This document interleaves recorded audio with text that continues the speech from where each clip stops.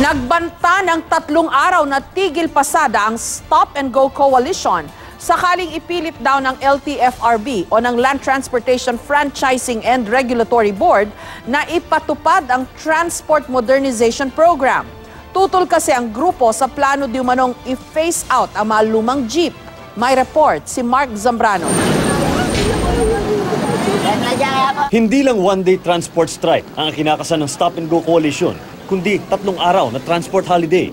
Ito ay kung ipipilit daw ng Land Transportation Franchising and Regulatory Board na itutuloy sa loob ng 2 hanggang 3 buwan ang implementasyon ng Transport Modernization Program. Sa ilalim ng programa, kailangan ipaayos sa mga lumang jeepney bago payagang mamasada.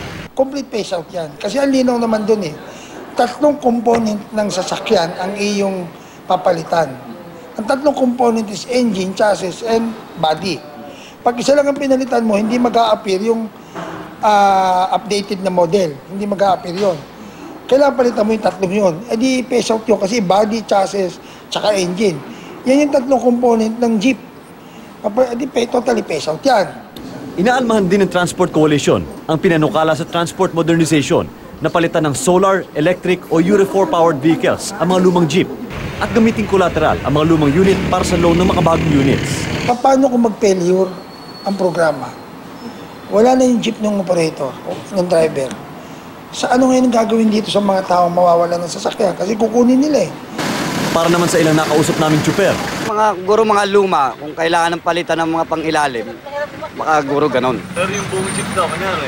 Ang malaking gastusin yun. Sana kung susulde ng gobyerno lahat yun, okay sana. Kung luma naman talaga, kailangan naman talagang baguhin Sakaling matuloy ang 3-day transport holiday, mas malaki at malawakan umano ito kumpara sa tigil pasada noong Pebrero. Babala naman ng LTFRB, bawal ang pinaplanong tigil pasada. They are doing it wrongly, the wrong way po. Opo. Ang napaperwisyo nila yung mga tao. Huwag din daw sanang madaliin ang programang isinusulong nila kaugnay ng modernization. May mga nakahain pa raw na petisyon ang transport groups tungkol dito.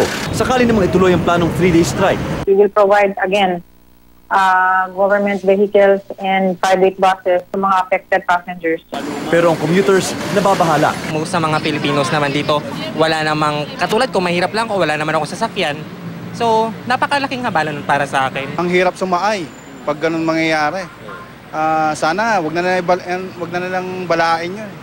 Mark Zambrano, GMA News.